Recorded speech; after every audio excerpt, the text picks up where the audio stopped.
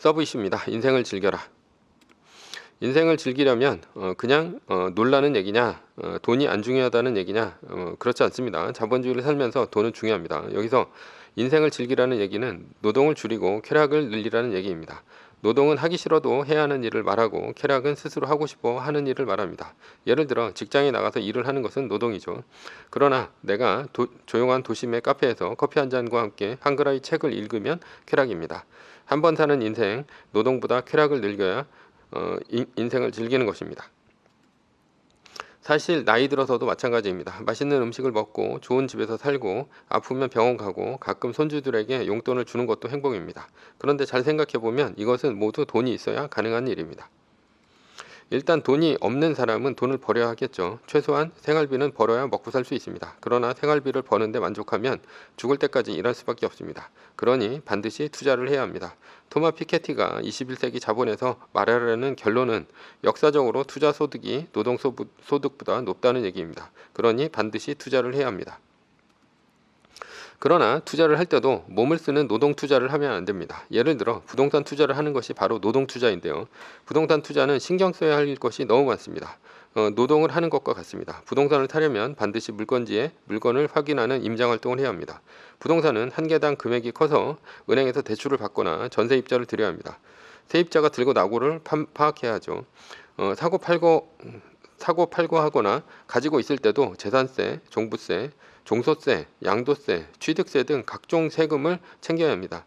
내가 돈이 많은 부자라면 강남 아파트 한 채 사서 살면서 부를 늘리면 됩니다. 이렇게 부동산 투자를 하면 노동 투자는 아니죠. 그러나 부자가 아닌 사람들은 돈이 없어서 부동산 한 채가 아니라 여러 채를 갭 투자로 사야 합니다.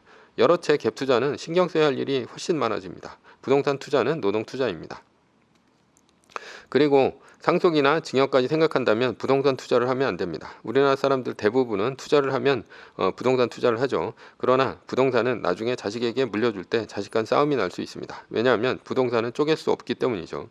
예전에 부동산 투자를 할 때 생각해보면 같은 평수에 같은 동 아파트가 수십 개 있더라도 마음에 드는 건 딱 하나 있습니다. 나중에 자식에게 증여를 하건 상속을 할 때 부동산은 나누기가 힘들어 자식 간에 싸움이 난다는 얘기입니다. 지인의 얘기입니다. 첫째는 의사이고 둘째는 대학 교수입니다. 셋째는 직장인이죠. 애들 어머니는 첫째와 둘째는 박사까지 공부를 시켜 학비로 돈이 많이 들었는데 셋째는 대학까지만 보냈으니 안타까워했습니다. 그러다 땅을 하나 사줬습니다. 그리고 이 땅은 대학 공부만 한 셋째 명의로 산 것이라고 첫째와 둘째에게 설명했습니다. 그런데 어머니는 돌아가고 한참 후에 아버지가 셋째에게 땅을 증여했습니다. 문제는 땅값이 너무 많이 올랐다는 점입니다. 사업체를 물려주는 것도 마찬가지입니다. 사업체도 어떤 것은 잘 되고 어떤 것은 잘 안 됩니다. 다들 삼성전자와 같은 우량한 사업체를 가지려고 하기 때문에 싸움이 납니다. 동일하게 나눌 수 없다면 결국은 싸움이 나죠.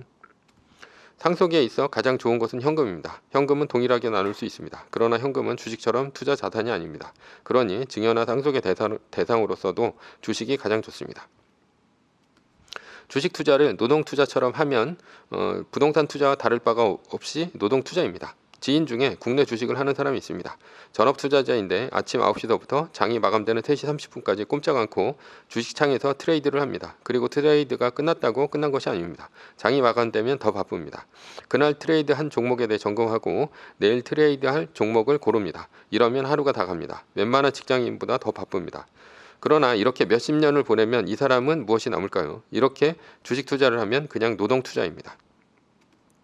노동 투자의 공통점은 투자를 할 때 노동을 하느라 짬을 내서 놀아야 할 내 시간이 없다는 점입니다. 내 시간이 없으면 죽을 때까지 일하는 것과 마찬가지입니다. 매뉴얼 1등주 투자는 노동 투자가 아닙니다. 매뉴얼대로 투자를 한다면 급락할 때나 리밸런싱, V자반 등 정도를 빼면 그리 바쁜 일은 없습니다. 정말 바쁘더라도 하루에 한 번만 거래를 하면 됩니다. 해외 나가서도 인터넷만 된다면 거래는 가능합니다. 나이가 들어서도 손가락만 클릭할 수 있다면 가능하죠. 그러나 부동산 투자는 해외 여행 중에도 대출 만기가 돌아오면 아프리카 사파리 여행 중에 대출 서류에 도장을 찍으러 국내에 돌아와야 합니다. 매뉴얼 1등주 투자를 하면 내 시간을 확보할 수 있습니다. 시간을 확보해야 내가 좋아하는 일을 할 수 있습니다. 취미활동을 하건 여행을 하건 책을 읽건 지인을 만나 낮술을 하건 내 인생을 제대로 즐길 수 있습니다.